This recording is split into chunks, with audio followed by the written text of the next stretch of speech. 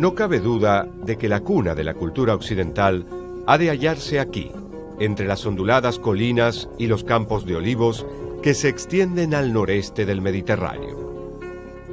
Aquí, hace aproximadamente 2500 años, tuvo lugar una espectacular eclosión de las artes, la ciencia, la política y la filosofía.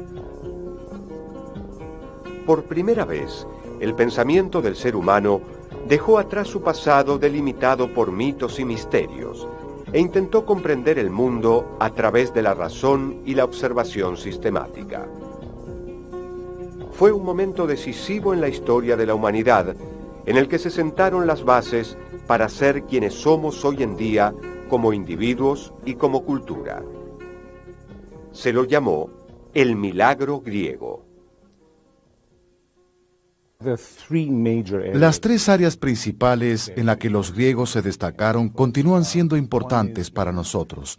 Una es la filosofía teórica y las bases de la ciencia. El segundo punto en el que su participación fue crucial fue el de entender el lugar que ocupan los seres humanos en el mundo animado, el mundo animal, y Aristóteles, por supuesto, es la mayor influencia. Y por último, en la filosofía moral, política y estética, nuestros principios también se adentran profundamente en el pensamiento griego. Y en estos tres campos, los filósofos griegos estarán detrás de muchísimas de las principales teorías, enfoques y formas de enfrentar al mundo. Donde sea que uno mire, encontrará a Platón o a Aristóteles, o a un estoico o a algún otro. No se puede evitar.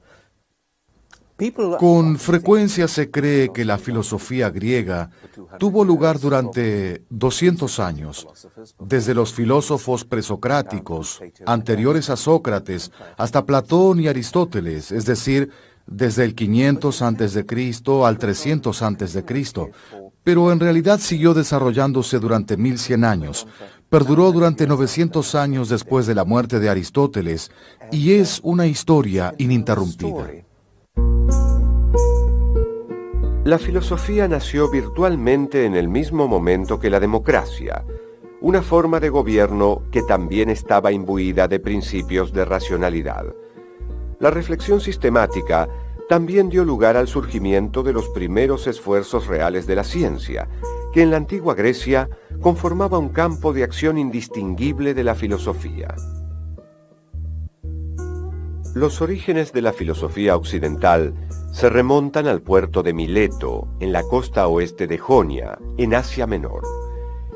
Mileto estaba ubicada sobre una importante ruta comercial y era una encrucijada no solo de rutas comerciales, sino de culturas e ideas. Aquí, hombres como Tales, Anaximandro y Anaxímenes comenzaron a reflexionar sobre el mundo natural de una nueva manera, y se los conoció como la Escuela de Mileto.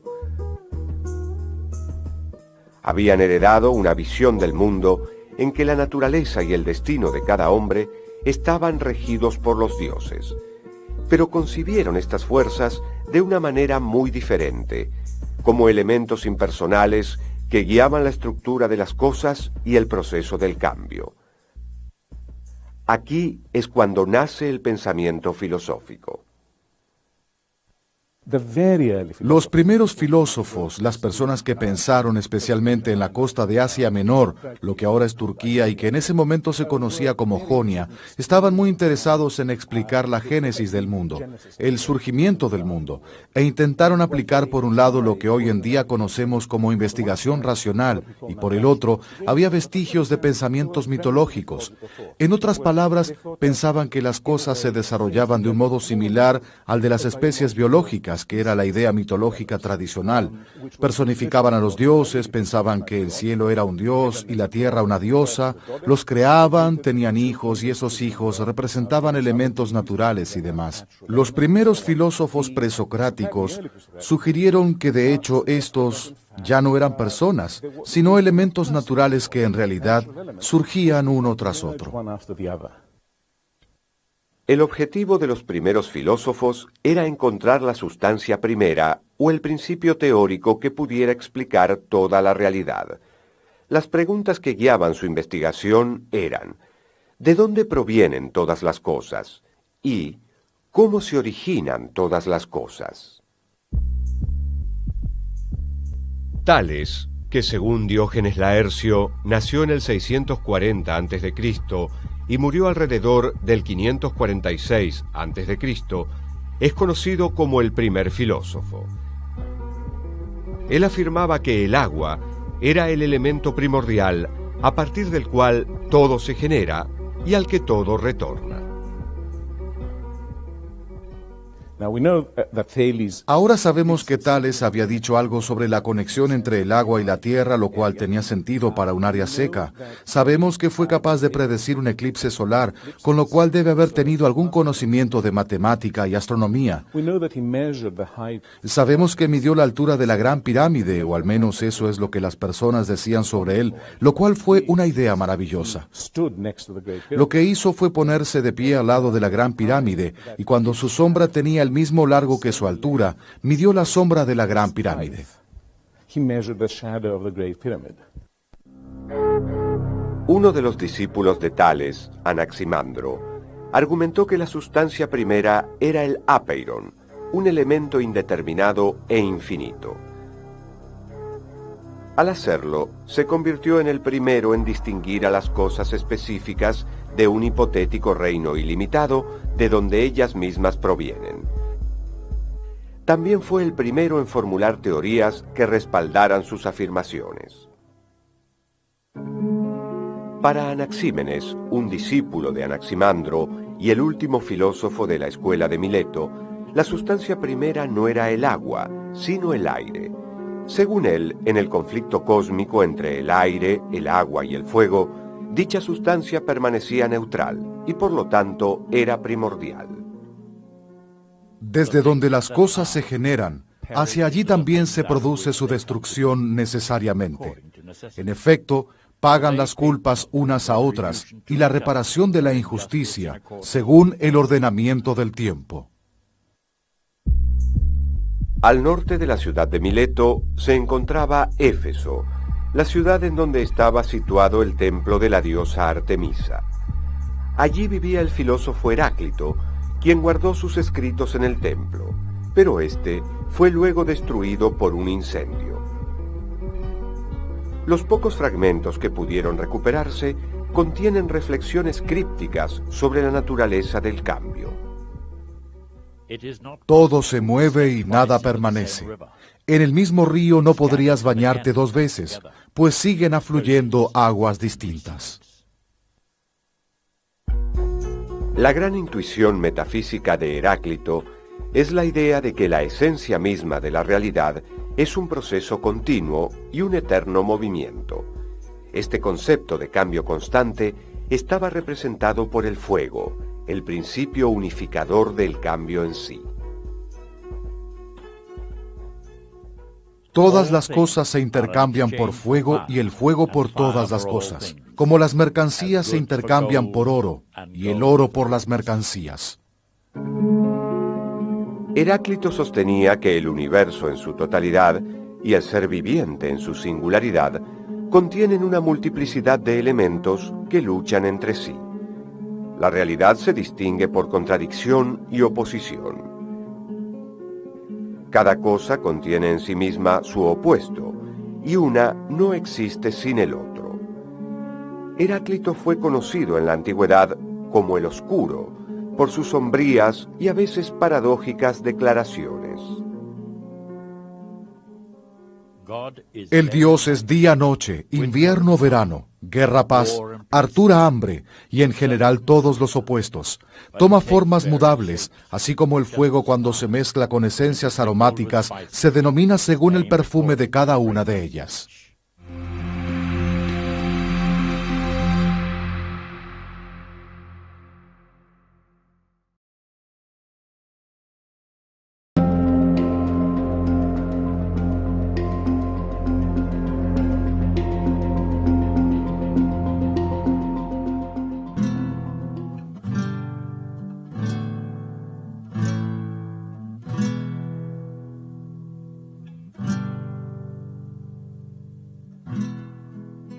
El filósofo presocrático más influyente fue Pitágoras.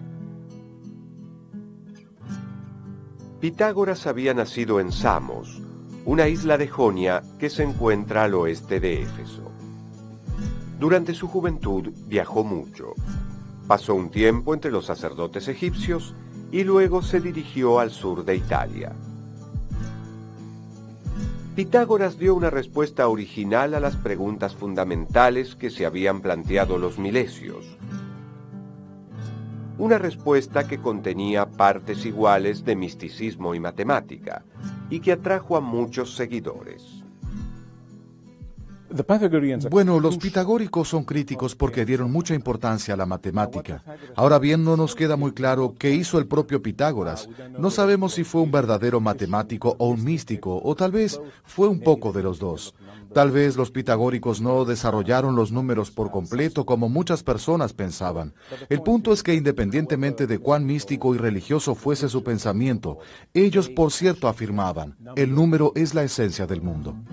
Las cosas existen por imitación de los números. Todo el cielo y lo que hay bajo él es armonía y número. El entero ordenamiento cósmico reconoce 10 principios que se acomodan en columnas paralelas. Límite e infinitud, impar y par, unidad y multiplicidad, derecha e izquierda, macho y hembra, reposo y movimiento, recto y curvo, luz y tiniebla, bueno y malo, cuadrado y oblongo. Pitágoras enseñó que el principio que da forma y estructura a lo real es el número.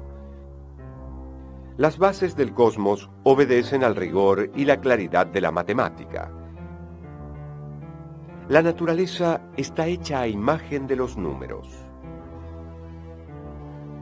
Los pitagóricos representaban los números con guijarros, y tal representación los llevaba a plantearse inmediatamente la pregunta, ¿qué hay entre un número y otro? La respuesta es sin duda, nada.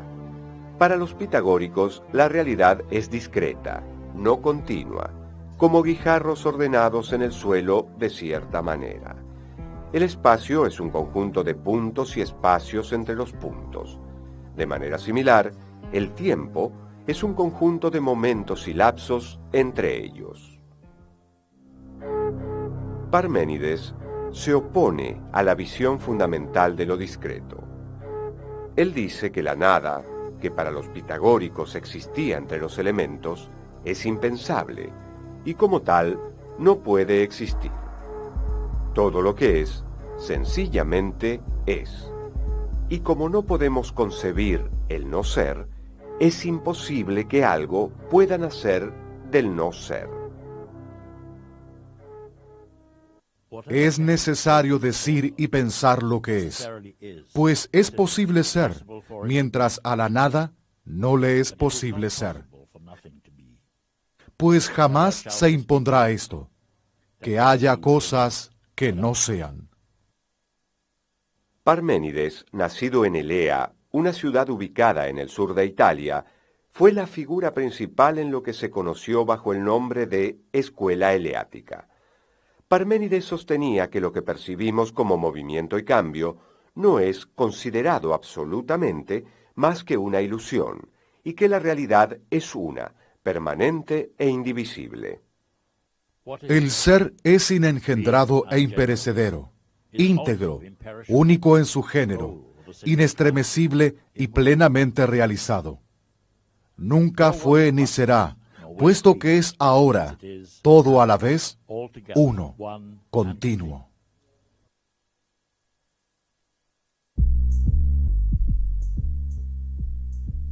Zenón fue discípulo de Parménides y encabezó la defensa de la filosofía de su maestro.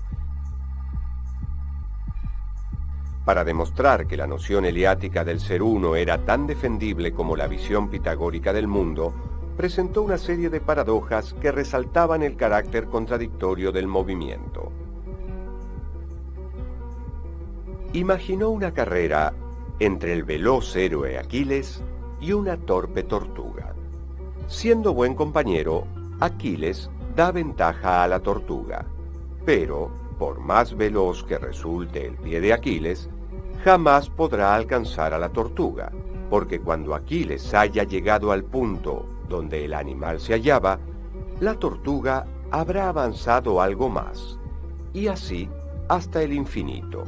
La conclusión lógica es que Aquiles nunca alcanzará a la tortuga. De hecho, Zenón pensaba que tanto el espacio como el tiempo son infinitamente divisibles y el movimiento es, en rigor, impensable. Tal vez la paradoja más llamativa es la paradoja que dice que no podemos abandonar el lugar en el que estamos, ya que para ir hasta la puerta, primero deberíamos recorrer la mitad del camino y luego la mitad de la distancia restante. O peor aún, para ir hasta la mitad del camino, primero deberíamos recorrer un cuarto del trayecto, y antes de ello un octavo, y así hasta el infinito. ¿Cómo es posible entonces terminar de recorrer un número infinito de distancias? No se puede, y por lo tanto no es posible recorrer ninguna distancia por más pequeña que sea. Esta era su paradoja y siguió intrigando a personas como Bertrand Russell en el siglo XX y de hecho a nosotros en el siglo XXI. Se cree que si existe la multiplicidad, es necesario que sus integrantes sean tantos cuantos son, ni más que ellos, ni menos. Pero si fuesen tantos cuantos son, serían limitados. Si existe la multiplicidad, los entes son ilimitados o infinitos, pues en medio de los entes siempre hay otros, y nuevamente en medio de estos, otros más.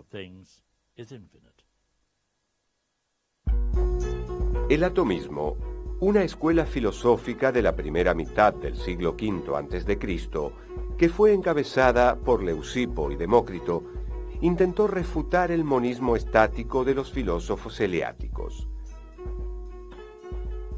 Anticipándose más de 2000 años a los científicos del siglo XX, los atomistas sostenían que la realidad estaba compuesta por una multitud infinita de partículas homogéneas que son físicamente indivisibles e inmutables.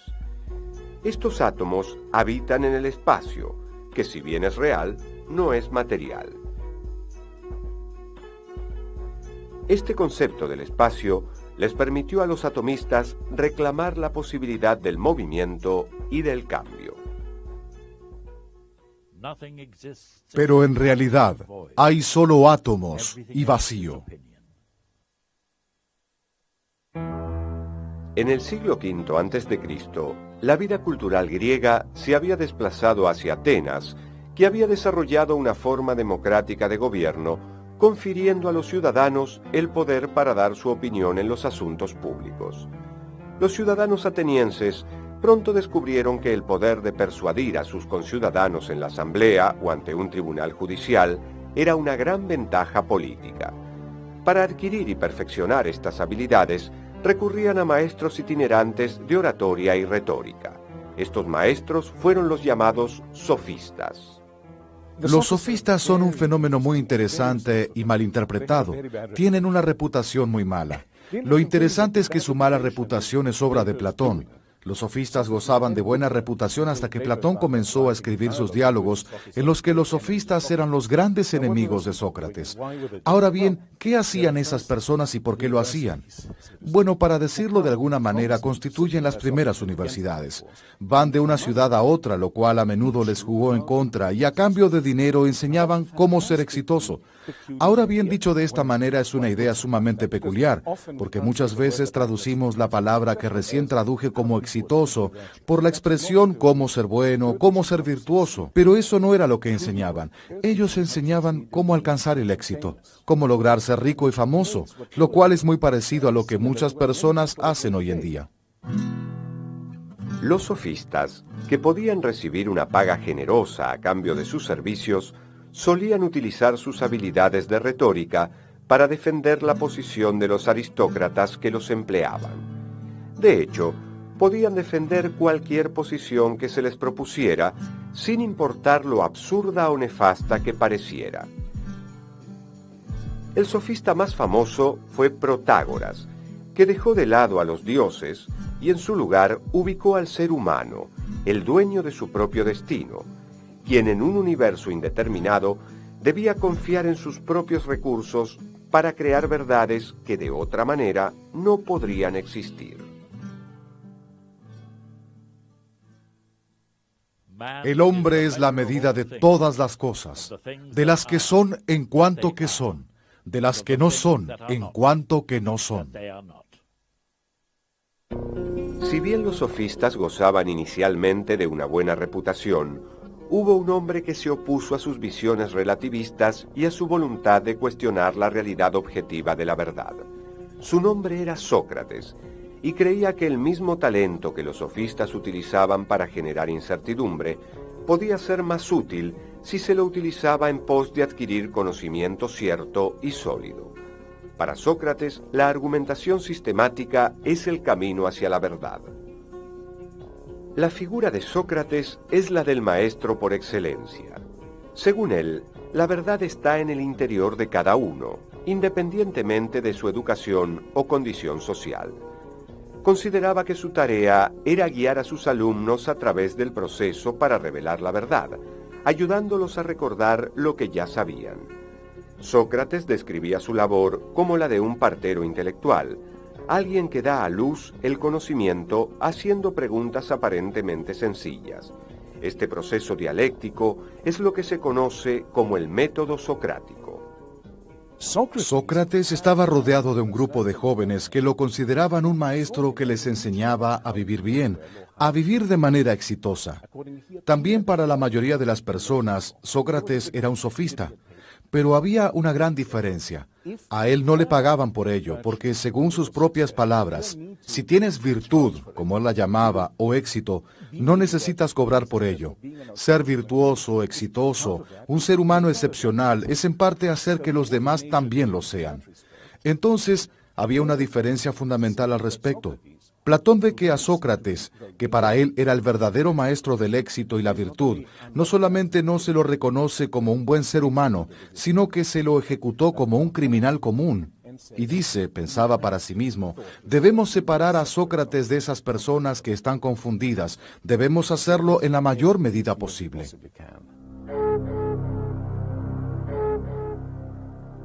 No tenemos ninguna obra escrita por el mismo Sócrates. Conocemos sus enseñanzas principalmente a través de los diálogos de su alumno Platón, en los que Sócrates es el protagonista. Ha sido objeto de polémica hasta qué punto estos diálogos reflejan las enseñanzas de Sócrates o la propia filosofía de Platón. Por lo general, se coincide en que los primeros diálogos de Platón describen el pensamiento de Sócrates, mientras que los últimos el del propio Platón. El diálogo más histórico es la Apología, en el que Sócrates responde a sus acusadores en el juicio al que fue sometido por corromper a la juventud ateniense, una acusación que lleva aparejada la amenaza de muerte.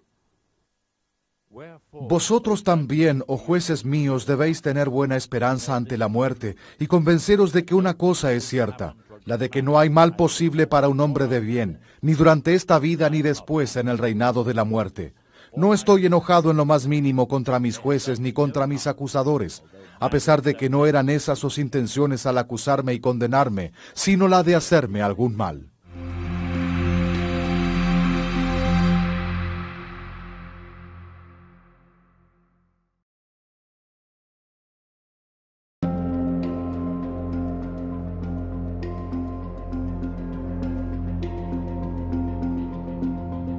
Con Sócrates hay un antes y un después en la filosofía griega y en la historia del pensamiento. Ahí comienza una nueva etapa, se podría decir, en las antenas posteriormente de la Edad de Oro de Pericles, donde surgen grandes filósofos mucho más sofisticados que escriben tratados, que escriben diálogos, en el caso de Platón, y que desarrollaron todas unas teorías mucho más sistematizadas, como les decía.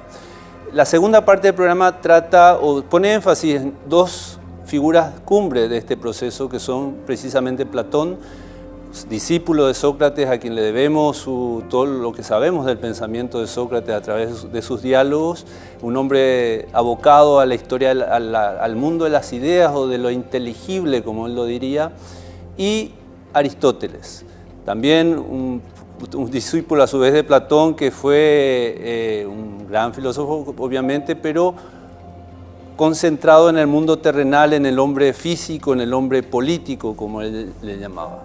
Así que continuemos viendo nuestro programa. Acompáñenos, por favor. Platón consideraba a Sócrates el hombre más justo y sabio de toda Atenas. Cuando por razones políticas Sócrates es juzgado y condenado a muerte, Platón se escandaliza. Para él, los hombres ignoraban lo que era la justicia. De lo contrario, a Sócrates lo habrían aclamado universalmente por su sabiduría, en lugar de condenarlo a muerte. Platón se enfrentó con un dilema: ¿cómo enseñar a los atenienses el verdadero significado de la justicia? Si la polis está moralmente enferma, ¿cómo curarla? La preocupación que Platón tenía por el bienestar espiritual e intelectual de los atenienses guía su obra. Y él la expresa en diálogos escritos con delicioso genio y elegancia.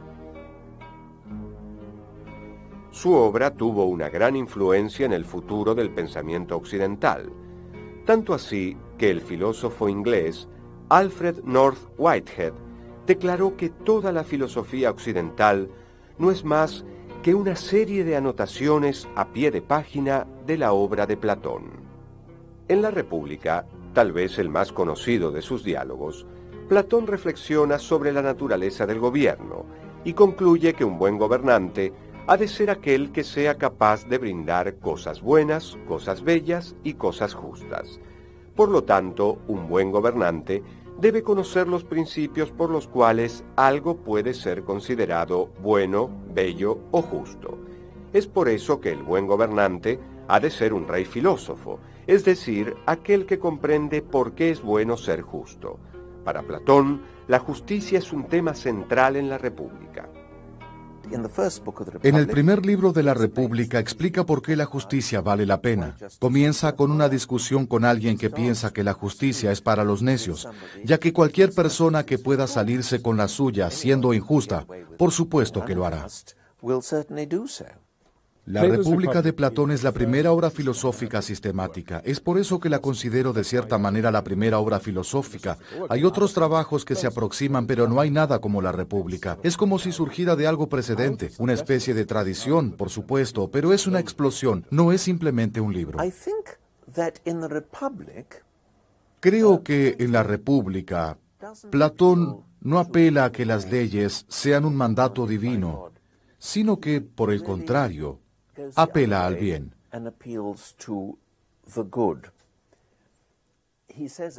Él sostiene que todas las personas buscan el bien en todo lo que hacen, lo cual no quiere decir que busquen ser moralmente buenos, sino algo mucho más plausible, que en todo lo que hagan buscarán el bien para sí mismos. Tal vez no sea el bien moral, tal vez sea placer o algo diferente, pero siempre se busca lo que uno cree que es bueno. En la metafísica de Platón hay dos mundos: el de los objetos físicos que percibimos con nuestros sentidos y el mundo de las ideas que solo podemos percibir a través del intelecto. A pesar de la evidencia de los sentidos, el mundo de las ideas es la máxima realidad. Este concepto, conocido como la teoría de las ideas de Platón, es el pilar de su sistema filosófico. Platón observó que objetos tales como una mesa, los árboles o las personas cambian inevitable e inexorablemente a través del tiempo. Pero sostenía que la idea de mesa, árbol y persona persistía a todo objeto físico. Las ideas son atemporales, nítidas y más reales que los objetos físicos. Según Platón, por ejemplo, las cosas son bellas solo si participan de la idea de belleza. Las cosas bellas pueden deteriorarse o corromperse, pero no la idea de belleza que en ellas se manifiesta. Nada existe, sino que todas las cosas devienen. Platón ilustró su visión metafísica del mundo en su célebre Alegoría de la Caverna. Este es el argumento básico. Imaginemos una caverna en la que hay personas que viven atadas, de manera tal que no pueden ver a sus espaldas, sino que solo pueden ver la pared del fondo de la caverna. Detrás de ellos hay un muro que los separa del resto de las personas que están de pie detrás del muro sosteniendo marionetas. Pero no es posible ver a las personas, sino solamente a las marionetas que ellas manejan y mueven por encima del muro. Detrás de estas personas hay un fuego encendido, de forma tal que la luz se proyecta hacia la pared del fondo de la caverna. Los prisioneros, las personas que están encadenadas, ven la sombra de las marionetas, pero como eso es lo único que conocen, piensan que es la realidad, que son auténticas, que esa es la esencia del mundo. De hecho, no solo las sombras que ven no son reales, sino que éstas pertenecen a marionetas que tampoco son reales. Las cosas reales están fuera de la caverna. Allí es donde se encuentran los objetos, los árboles y los verdaderos seres humanos y animales y minerales, y no están iluminados por un fuego artificial, sino por el sol. Las cosas que percibimos son lo que Platón llama el mundo sensible. No podemos tener un conocimiento preciso del mundo sensible, solo opiniones. Es por ello que mi noción de justicia puede ser diferente a la suya. Pero a través de la razón, puedo trascender nuestra existencia cotidiana y ascender a lo que Platón llama el mundo inteligible. La idea principal es la idea del bien, que ilumina al mundo inteligible como el sol ilumina a la tierra.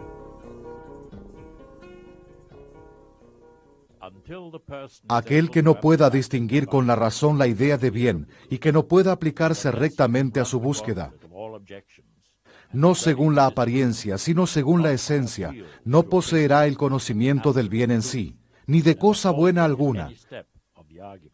Y si alcanza una imagen de éste, será por la mera opinión, no por la ciencia.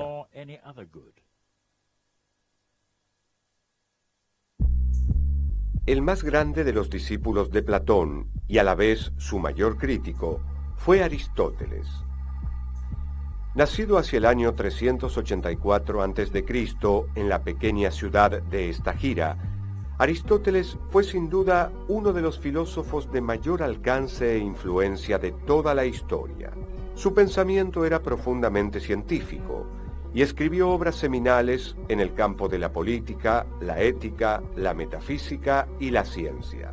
También, entre otras cosas, fue preceptor del joven Alejandro Magno e inventó el sistema formal de lógica que fue utilizado por 2000 años después de su muerte. Uno podría considerar a Platón como un genio extraordinario y distante. Aristóteles, al menos por lo que yo sé, es un hombre que todo lo que hace lo hace bien, lo cual lo convierte en alguien extraordinariamente admirable y también algo inquietante, al menos para mí. Era bueno en todo lo que hacía.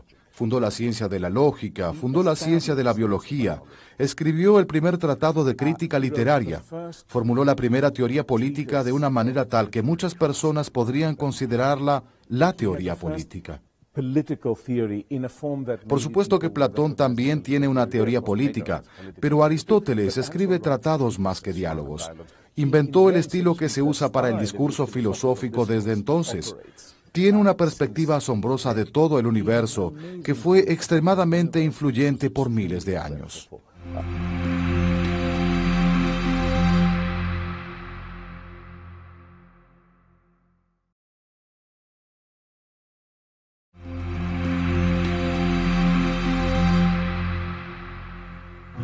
Si bien en un principio Aristóteles defendió la doctrina de la forma, luego la criticó sosteniendo que las ideas de Platón eran meras abstracciones. Para Aristóteles, la realidad concreta son solamente los individuos, las cosas en particular. A esto llama Aristóteles sustancia. La realidad es el aquí y el ahora, y no una abstracción intelectual. Aristóteles observó atentamente el ciclo de vida del organismo viviente y vio que se caracterizaba por un movimiento y cambio perpetuo. El nacimiento constituye el paso del no ser al ser. El crecimiento es un movimiento que debe entenderse como el pasaje de un estado de ser a otro estado de ser, mientras que la muerte constituye el regreso del ser al no ser. Aristóteles planteó que en todas las cosas hay un sustrato que cambia y se mueve, y que constituye la base material de dicho elemento. El sustrato de una persona es la carne y hueso, y el de una estatua, el mármol. Aristóteles identificó dos condiciones para la existencia y la evolución de un individuo, la materia y la forma. La forma es el principio propulsor, organizativo y final del proceso de cambio. La forma de la estatua sería la idea del artista que viene a dar forma al sustrato. Forma y materia son los factores del devenir.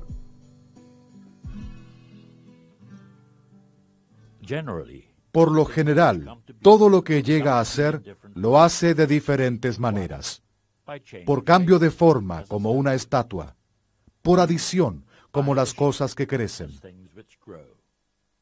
Por sustracción, como el Hermes que se obtiene de la piedra. Por composición, como una casa. Por alteración, como las cosas que cambian con respecto a su materia. Queda claro que todos estos casos corresponden a diferentes maneras en que un sustrato adquiere el ser. Aristóteles ve al cambio como una tensión entre el acto y la potencia. La potencia está vinculada a lo que no es, pero, de venir mediante, llegará a ser. Este llegar a ser es su actualización. Una bellota es en acto una semilla, pero en potencia un árbol. Según la concepción aristotélica, el acto tiene prioridad con respecto a la potencia, ya que no es posible que algo pase de la potencia al acto sin que antes exista en acto. Esta visión nos conduce naturalmente a preguntarnos, ¿por qué se produce el cambio? Que a su vez nos lleva a la noción de causalidad. Aristóteles identificó 4 tipos de causas: la material, la formal, la eficiente y la final. Cada causa responde a una de las 4 preguntas que podemos hacer sobre algo. ¿Qué es? ¿De qué está hecho? ¿Quién o qué lo hizo? Y finalmente, ¿para qué fue hecho? Es posible que algo tenga varias causas. Por ejemplo, la causa material de un escritorio puede ser la madera y su causa eficiente un carpintero. Para que la idea de potencia tuviera sentido, Aristóteles tuvo que suponer la existencia de un acto puro que existe en un nivel superior a la potencia. Aristóteles llamó a este acto puro primer motor inmóvil. Es inmóvil, pues el movimiento implica cambio, y por ende, imperfección. El primer motor inmóvil es pensamiento puro, cuya única actividad es pensarse a sí mismo. Esa actividad abre un modelo de vida a imitar, la vida contemplativa. El principio animado que diferencia a los seres vivos de los seres no vivos es lo que Aristóteles identificó como el alma. El cuerpo y el alma no son 2 partes de una misma criatura. El cuerpo es simplemente su materia y el alma su forma. Aristóteles sostuvo que preguntar si el alma puede existir sin el cuerpo es tan inconsistente como preguntar si el lacre y la forma que éste adquiere por el sello son una misma cosa. El alma es la causa final del cuerpo y puede ser de 3 tipos diferentes, según los 3 tipos de ser que puede adquirir un ser vivo. El alma vegetativa hace posible el acto de vivir.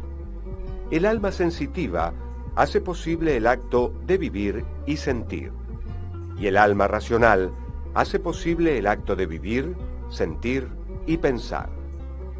Aristóteles identificó a la mente como parte del alma y dejó abierta la posibilidad de que ésta existiera independientemente del cuerpo. Aristóteles dedicó mucha atención a la estructura de todo razonamiento válido. El término griego para razonamiento o significado es logos, y la reflexión aristotélica sobre la estructura del razonamiento dio nacimiento a la lógica, una de las principales ramas de la filosofía. Para Aristóteles, el silogismo constituye un tipo de razonamiento especial que posee 3 partes: una premisa principal, una premisa secundaria y una conclusión. El típico ejemplo de un silogismo es: todos los hombres son mortales. Sócrates es un hombre, por lo tanto, Sócrates es mortal. La lógica aristotélica dominará este campo por un período de 2000 años. Aristóteles también analizó la paradoja de Zenón, y su refutación incluyó un concepto de infinitud que todavía se enseña en nuestros días.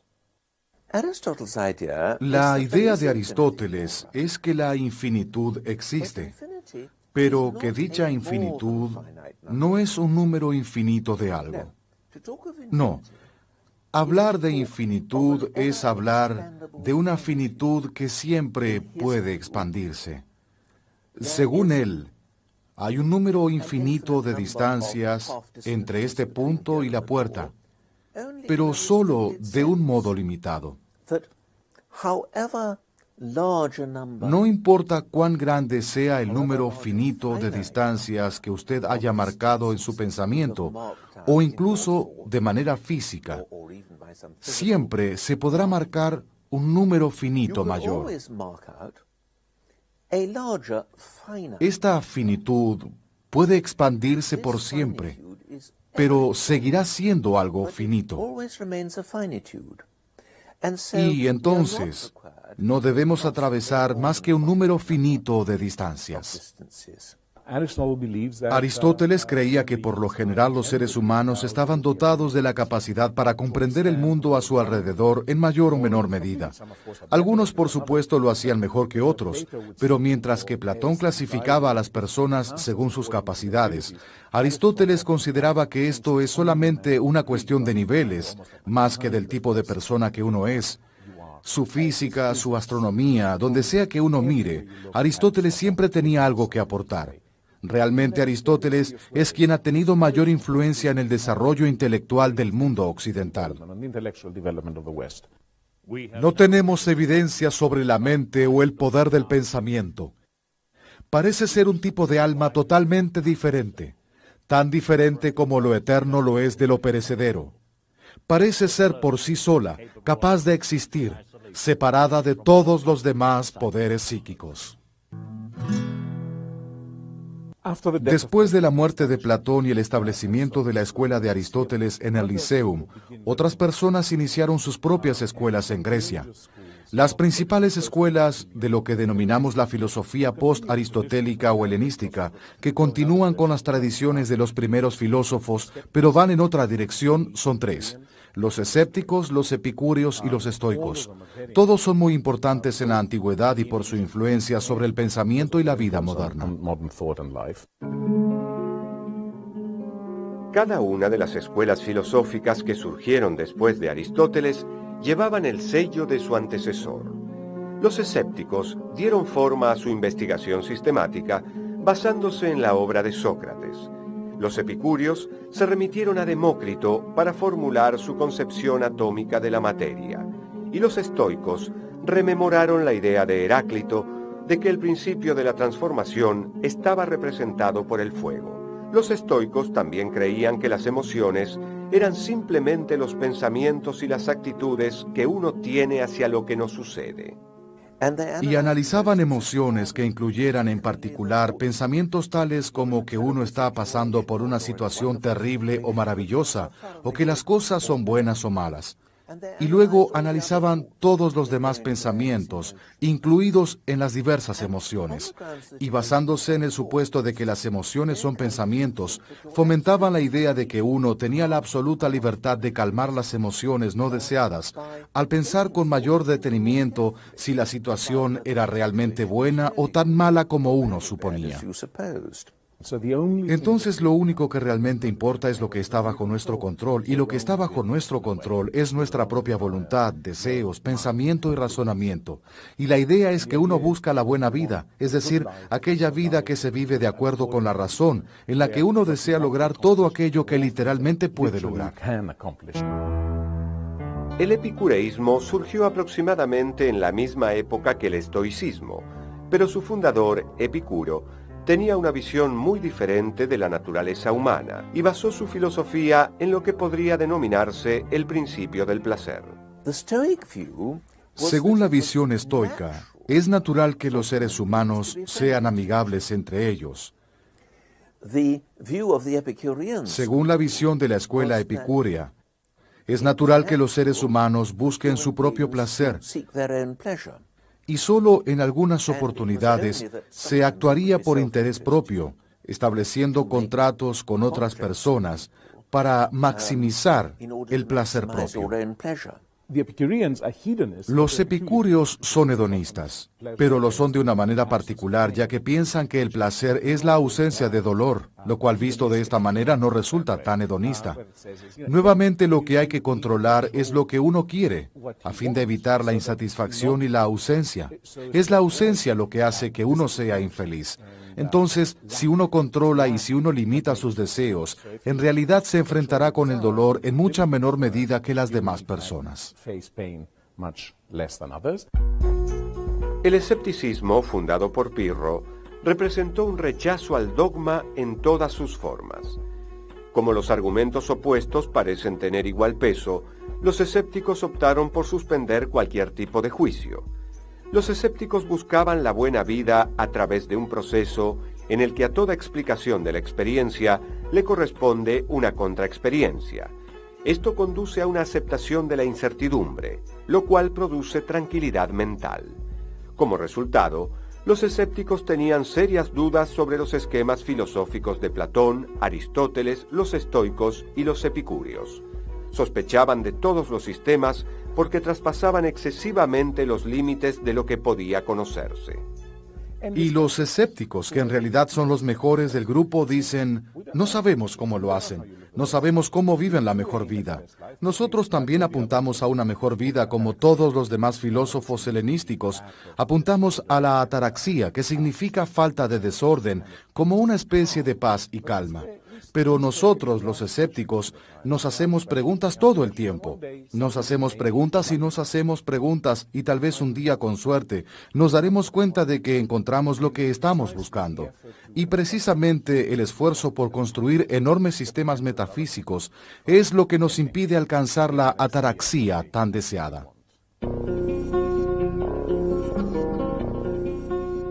Los 1000 años de filosofía que comenzaron en Mileto, con una sola mente curiosa que contemplaba el cosmos, sentaron las bases para la posterior tradición filosófica occidental. Con el tiempo, la filosofía pagana de los griegos se vio abrumada y fue posteriormente reemplazada por el cristianismo a medida que éste fue extendiéndose por todo el continente europeo. Fue precisamente a través de esta ósmosis cultural que la antigua filosofía pasó a conformar el propio tejido de la cultura occidental. Y el siglo XII, cuando se recuperó la obra de Aristóteles de la oscuridad, marcó el comienzo de la revolución del pensamiento europeo, mediante la cual se gestó la visión del mundo que se conserva hasta nuestros días.